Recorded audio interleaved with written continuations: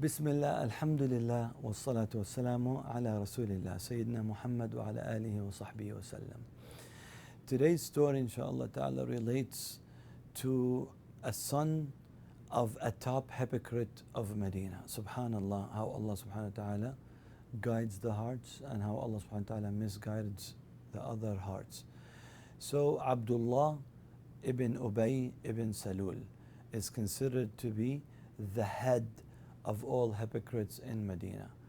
He was a leader of Medina.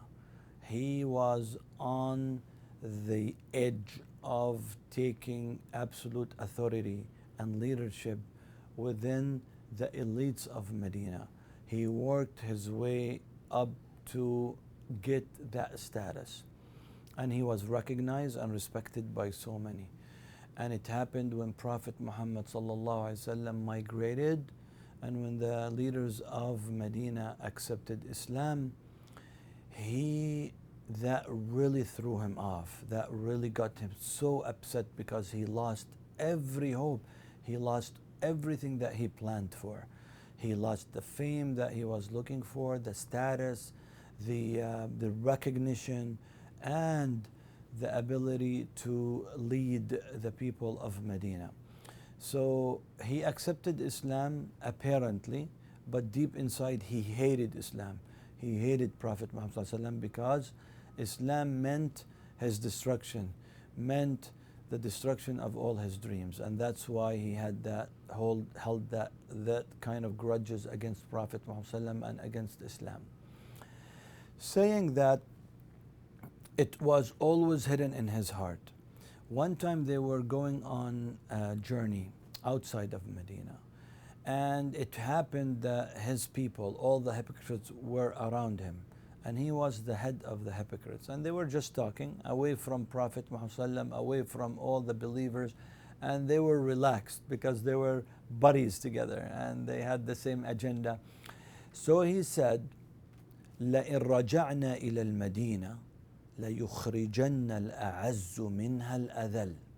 When we go back to Medina, I promise you, I will proceed with my plans to kick out those disgraced ones. So we the elites, we the mitre, will kick out the disgraced ones. And of course he meant for himself to be the mitre, and for Prophet Muhammad ﷺ and the followers of Prophet Muhammad ﷺ to be the disgraced ones. And Allah subhanahu wa ta'ala revealed those ayat of what he said to Prophet Muhammad ﷺ. His son was also named Abdullah, so it's Abdullah bin Abdullah ibn Ubay ibn Salool, was really furious against his dad, and he got really upset, and he got his sword ready to protect Islam and Prophet Muhammad ﷺ from the hatred of his own dad. So he went to the borders of Medina when his dad was coming back to execute his plans, not knowing that Allah subhanahu wa ta'ala already revealed the verses and he got exposed already.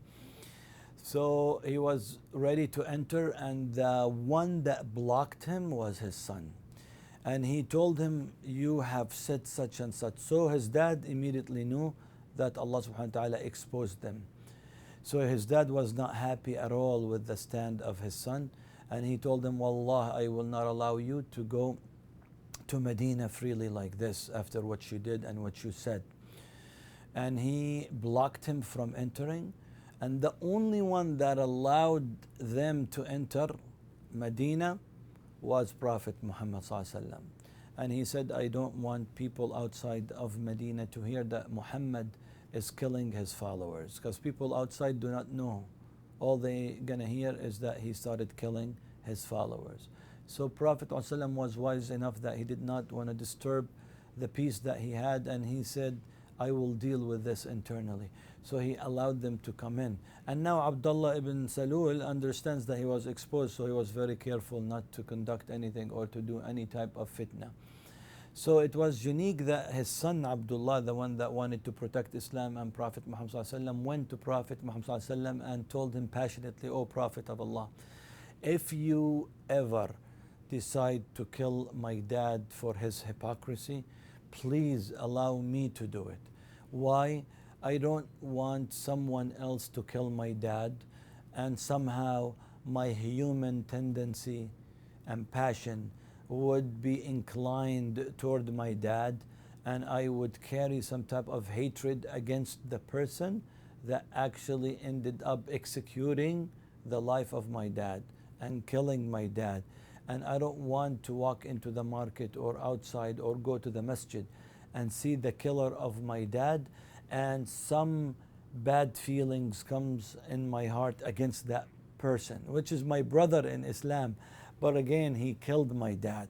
So subhanallah, he was such on a high level of iman, he did not want to test his own iman, to a point that he would conduct the killing of his own dad, so he would not hold grudges against anybody else who he would, anyone else that would kill his dad.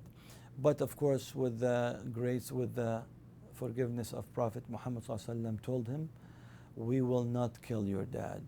We will forgive your dad on his plans and plots, but we will never forgive him for his hypocrisy, unless of course he would accept Islam truly, genuinely from his heart. But the unfortunate fact that despite all these chances and opportunities, his dad never accepted Islam in a genuine way and died on his hypocrisy.